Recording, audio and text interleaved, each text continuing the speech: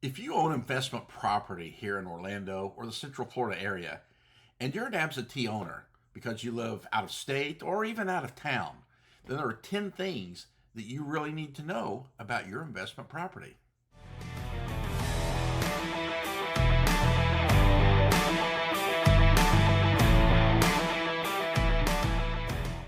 Hi, I'm real estate broker and real estate attorney David Dowell. I've been helping people here in Central Florida buy and sell houses for many years.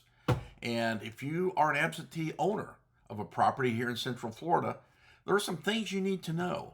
So I'm going to talk about these 10 issues. I'm not going to go into depth, just going to discuss them quickly. And if you got any more questions, I invite you to do a little bit more research, but these can be important. Issue number one, homestead exemption rules. If you do not live in the property as your primary residence, then you cannot claim Florida's homestead exemption. And that means you don't receive the asset protection that Florida homestead brings. And you're also not protected by the Save Our Homes property tax cap, which means property taxes obviously go up every year for everybody. But if it's homestead property, the amount of that increase is capped. If you're not living in it and it's not homestead, then it can go up as high as the state of Florida says it's going to go up. And also, one final note, if you previously did claim homestead, but you've moved out, you got to notify the county property appraiser just in case there are penalties involved. Now, issue number two, property taxes. As I said, non-homestead properties can increase in assessed value up to 10% per year. Homestead are less than that. And also, you want to keep your mailing address updated with the county. If they can't get in touch with you, that's an issue for them. And missing tax payments can result in tax certificates being sold. If you have a tax certificate sold because you've gone a period of time without paying your taxes, then eventually you could lose your house in a tax sale.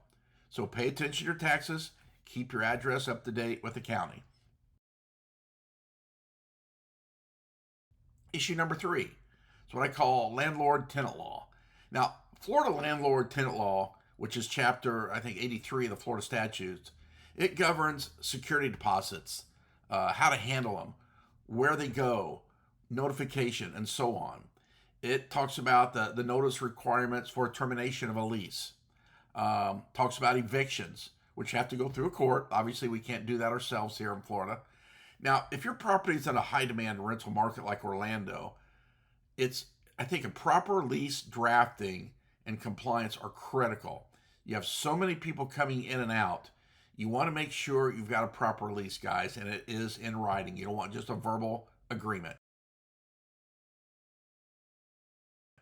Now, issue number four, property management considerations. Absentee owners should really strongly consider hiring a licensed property manager who is near the property, can get to it, who can check up on it, and so on. You should have local maintenance contacts. Things go wrong, you need to have them repaired quickly. The AC, a water leak, and so on. You want regular inspections. Don't rent your property for 6 months, 7 months, 12 months without going in occasionally to inspect it. And yes, you're absolutely allowed to do that pursuant to Florida law and pursuant to the lease agreement, which we draft up. Just go in and check. Make sure if they say there's no pets, go in. Make sure there's not 5 cats running around. Make sure there's not damage. That's really important in the long run. And also, it's important to have proper insurance coverage. You need a landlord policy, guys, not your typical homeowner's policy. Issue number five for absentee owners is insurance requirements. So just to expand on insurance, you got to make sure you have that landlord insurance, not owner-occupied coverage. You got to have adequate liability coverage in case something goes wrong, there's an accident inside your house. Here in Florida, you're going to have windstorm and hurricane coverage, especially in the coastal areas. That's really important. And you may have flood insurance requirement too, if you're in a FEMA flood zone. Now, when you bought the property, that should have been determined by the title company, and check on that and see if you're in a flood zone. I'd strongly recommend flood insurance. But finally, I just want to emphasize that standard homeowners insurance can and probably will deny any claims if the property is tenant occupied. So call your insurance agent, make sure you've got the right coverage. Now, issue number 6, LLC ownership and asset protection. Many absentee owners down here, and what we recommend, is you hold the property in an LLC for liability protection, or a corporation. Either one works. If there's an accident in the house, you're not covered, somebody wants to sue you, well, they're legally required to sue the homeowner. If the homeowner is an LLC or corporation, they can only go after assets in the name of that LLC. So that protects you personally from anything that happens. And if the amount of tourists we've got here in Florida, whether you've got a long-term rental or short-term, people coming in and out, you want to be protected. So keep your personal assets always separated from your rental risk. Now, we advise using proper operating agreements. So if you do have an LLC or a corporation, it's just simply agreement stating who owns it and who controls it. And that can be you, it can be just one person. But I'd strongly recommend these.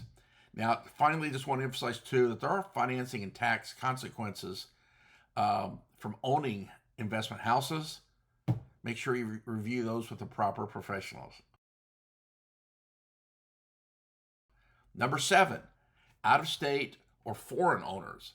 Now, if you live outside the state of Florida, you may need a registered agent for your LLC. A registered agent is simply a person who lives here, who is on file, his or her name and address is on file with the state. That's the person the state will notify if they want to get in touch with you for anything. So you've got to have an LLC. You can find them anywhere. Whoever does your corporation or creates your LLC will probably do it for you. Foreign owners, if you live outside the United States, you're not a U.S. citizen or resident, you may face FIRPTA withholding. That's an IRS law that basically says at closing, if you go to sell your investment property, at closing, you could be liable to, or have the title company withhold up to 15% of your sale proceeds held by the IRS pending your following year tax return. And you may or may not get that money back, but it's something you got to discuss. I've got other videos on FIRPTA. If you're a foreigner, check it out. So finally, it's just emphasize that proper tax planning, it really is essential if you're an absentee owner and you're not living in the state of Florida as well. Issue number 8, I like to tell people, estate planning. Florida real estate, remember, it's governed by Florida probate law, even if you live elsewhere. So if you live in Indiana and you own a property in Orlando, it's going to be governed by Orlando probate law. So remember that. You might want to get a revocable trust. That's a trust that takes it out of your name, and the word revocable means you can terminate it at any time. So you've got full control. You might want to put it in what we call ladybird deed. It's just basically a life estate deed. If you got more questions on that, let me know. But you got to have proper beneficiary planning if you're going to have, whether you got an LLC, corporation, or even if it is in your personal name. But remember, Florida probate law will control that. Issue number 9, HOA or condo association rules. If the property is in an HOA or a condo, which very, very likely, if it's here in Florida, Central Florida, it is, rental restrictions may apply. Okay, you may have to get the approval of the HOA for a new tenant coming in. You may be restricted on all kinds of things you can do, how long that tenant can be there, the length of the lease, and so on. And fines can be imposed for any kind of violations. So make sure you have a copy of and you read and understand your HOA rules. Now, issue number 10 for absentee owners. I call it just vacancy risks. Risks of vacancy can happen anywhere, of course. But remember, vacant properties, even in a busy place like Orlando, these properties face higher insurance risks. Um, they could face code enforcement issues if it's empty over a period of time. There's for theft and vandalism are also increased for vacant units. So pay attention to that. In fact, some insurance policies may restrict coverage if a property is vacant for more than like 30 to 60 days. So that's another question to ask your insurance agent. So, guys, the bottom line is, Florida is a really friendly landlord state compared to many other states. But absentee ownerships do require legal compliance, proper insurance, tax planning, and some kind of reliable local oversight.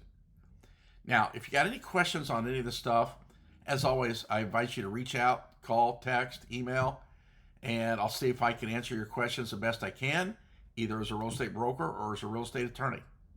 Thanks for watching. Have a great day.